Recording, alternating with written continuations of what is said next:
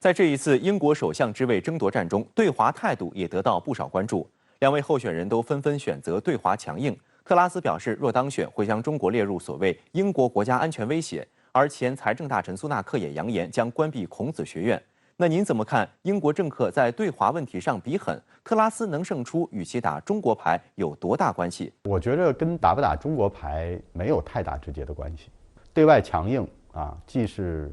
里子又是面子啊。对内说给这些所谓的保守派的选民听，那么对外呢，当然说给美国听啊。那么英国脱欧以后呢，它实际上呢，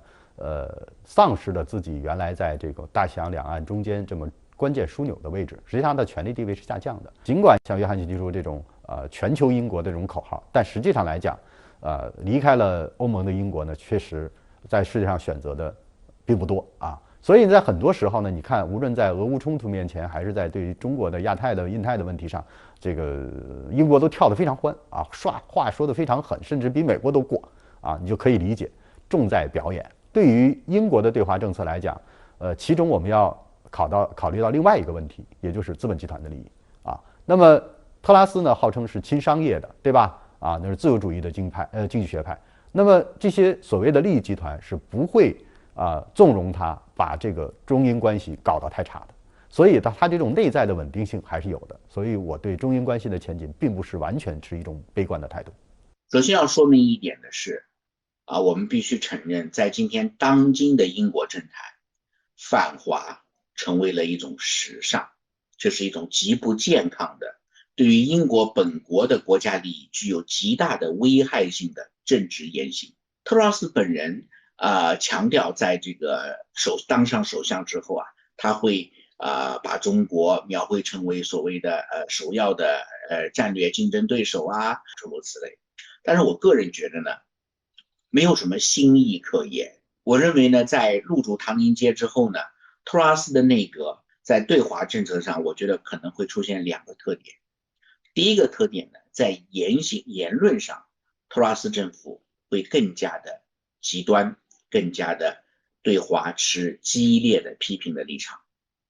这一点呢，一方面为了迎合英国保守党内政客和英国政治的需要，另外一方面呢，也是为了迎合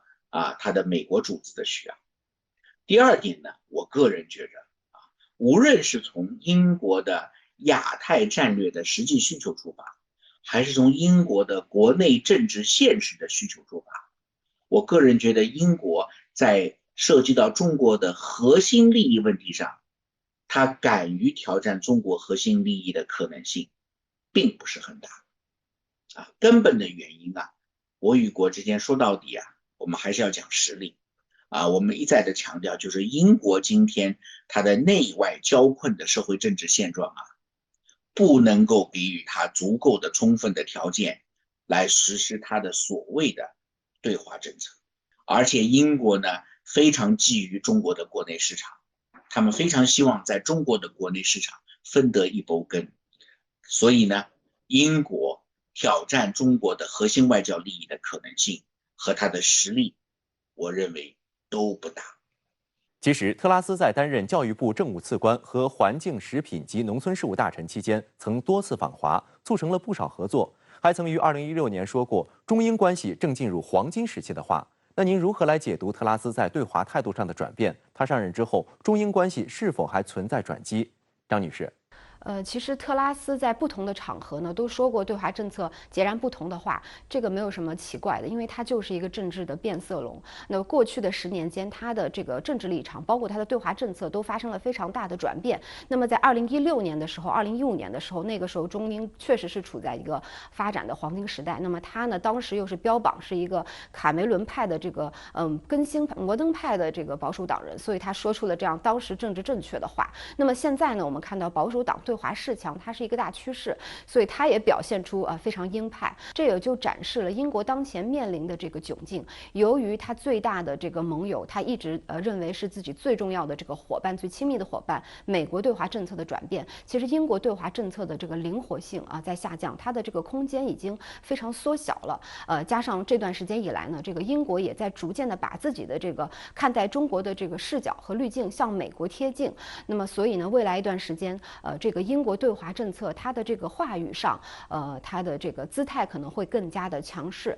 特拉斯的当选将如何影响英美关系也备受关注，因为他的言辞经常超出英国的承诺和美国的政策。如特拉斯就任英国外交大臣时，曾当着美国国务卿布林肯的面提出质疑，认为英美关系没有那么特殊。华盛顿右翼智库传统基金会也做出评价说，特拉斯在对抗拜登政府方面将比约翰逊强硬得多。那您对此怎么看？特拉斯有对美国说不的底气吗？王先生，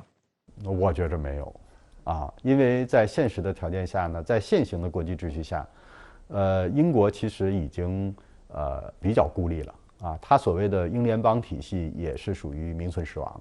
所以英国呢在这个脱欧后选择了跟美国站队。对于美国这种干涉英国内政的做法，其实英国是很不满意的。说句实话，这个对于这个拜登的这种政府的这种所谓的政策英国其实没有什么发言权。也没有多少反抗的余地，对吧？尽管心里可能也会有不满，但是你说特拉斯就能够更改原来这个历任首相英国的现在的这种政策方向，或者是尤其是改变后脱欧时代的英国的这种政策方向，我觉得是非常非常困难的。再者说了，这也不是他的现在最关心的重点，也不是他所有问题的核心，对吧？终究还要回到自己的内部。虽然特拉斯已顺利从约翰逊手中接过唐宁街10号的钥匙，但近来有欧洲媒体就发文指出，在英国以外很少有国家乐于见到特拉斯上台，就连特拉斯的支持者也预测他目前出现在全球舞台上的时机不对。各位对此怎么看？如此不受待见的特拉斯任首相的前景如何？无论是这个物价呀、债务对吧？那么包括这种民粹呀。甚至说我们讲的说的现在的能源价格什么这些俄乌冲突带来的各种的这个生产链的这种紊乱等等，那哪个国家没有呢？大家都有，但是为什么英国的情况比人家厉害呢？因为你脱欧了，脱欧带来的后续的麻烦可能要长期发酵，这是英国所有问题的核心。但是谁把英国带上了这个脱欧的路呢？又是保守党。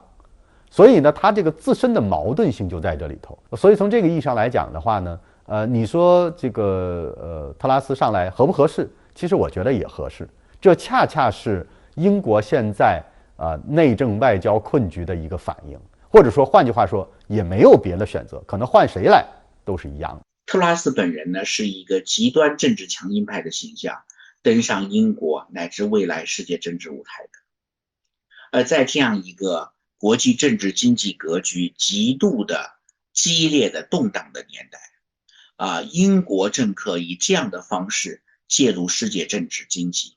这对于整个世界政治经济的稳定和发展不是一个好的消息。但是呢，我们也应该看到，近年来随着英国综合国力日渐衰弱，特拉斯政府在内政外交方面面临着极度困难的，可以说是极具挑战的政治局面。因此在这样一种客观的现实政治语境下，特拉斯政府在内政外交方面可以运作的政治空间极度有限。特拉斯政府虽然在言辞上非常激烈，但是在实际行动当中，他们是否有足够的实力和毅力和勇气来实施他们的战略构想，我持一个大大的问号。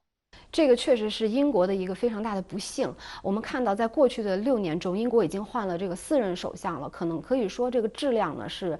每况愈下。但是呢，英国人确实也没有这样一个很大的选择。那么他们确实国家到了这样一个转折的这个巨变当中。那么有些事情呢，可能是超过民众的这个控制。我们知道，英国其实和美国一样，脱欧之后面临一个国家政治也是一个极化的现象。同时呢，它的这个经济问题也非常非常的严峻和深刻。那么特拉斯呢，很难想见他只是一个这个长袖善舞的政客，他可能没有这样的能力、这样的远见去带领英国面对现在这个国家发展的一个重要的难题，所以他的前景确实是不容乐观的。